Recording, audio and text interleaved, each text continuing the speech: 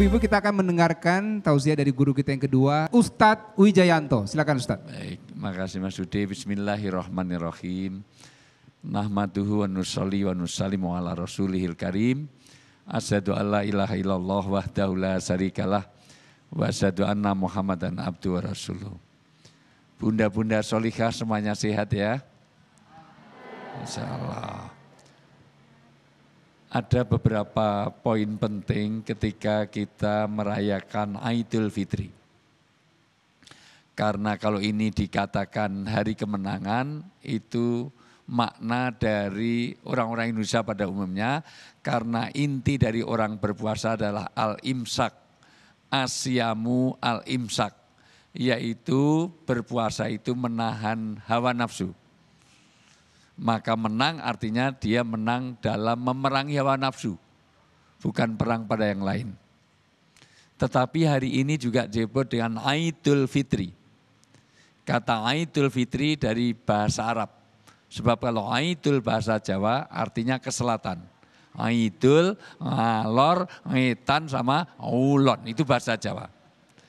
Idul bisa berarti hari raya, Id bisa juga kembali. Orang yang tadinya dari daerah, kemudian di Jakarta merantau, kembali mudik itu disebut dengan Aid juga. Kalau itu kembali, maka kembalinya kepada fitrah. Tapi kalau Aid dari perayaan, maka itu dari kata iftar.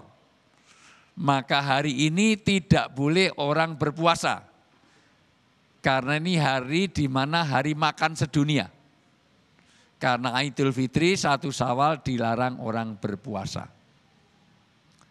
Kalau itu fitrah, maka mengembalikan fitrah kepada 4. Berapa Bu? 4. 1, kembalinya pada fitrah kemanusiaan, yaitu fitrah pada kesucian. Maka sering disimbolkan dengan putih. Dibagian dengan ketupat. Ketupat harus diisi dengan beras putih. Karena kalau dikasih ketan hitam enggak jadi ketupat. Maka harus memutihkan.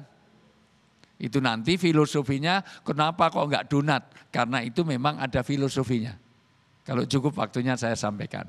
Tapi tidak cukup untuk suci, tapi juga harus benar, tapi juga harus baik, tapi juga harus indah. Benar, baik, indah dan suci itulah fitrah. Agama Islam menggabungkan semuanya. Benar saja tidak baik, itu juga bukan satu keislaman. Contoh, orang ditanya asal benar.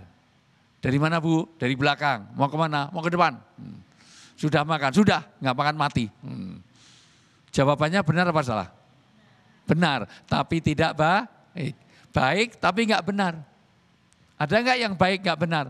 Robin Hood itu baik, nolong orang miskin, baik apa jelek? Tapi caranya ngerampok milik orang kaya. Maka itu baik tapi tidak benar. Ternyata kebenaran perlu kebaikan. Ibu saya kasih uang 100.000 tapi saya lemparkan. Ini uang 100.000 dilemparkan. Dengan uang ini uang 100 juta Bu. Pilih di mana Bu? Pilih 100 juta karena caranya baik. Maka ternyata baik harus indah. Baik, indah dan suci. Bahkan indah itu juga penting. Maka ngimami sholat, maka cari yang indah. Jangan asal benar. Bismillahirrahmanirrahim. Bismillahirrahmanirrahim. Lah kok mentak-mentak THR belum turun, enggak bisa. Tapi walaupun indah juga harus benar. Jangan sampai mentang-mentang dia seniman, sholat diiringi musik.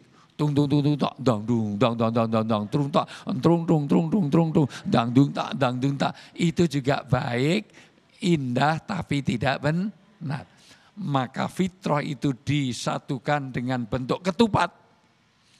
Di mana ketupat itu ada, mohon maaf, dalamnya putih untuk mensucikan hati kita, untuk mengalihkan pada fitrah. Kupat tidak boleh dimakan sendiri, harus dengan opor. Dan opor harus ada krecek kulit dan irisan hati.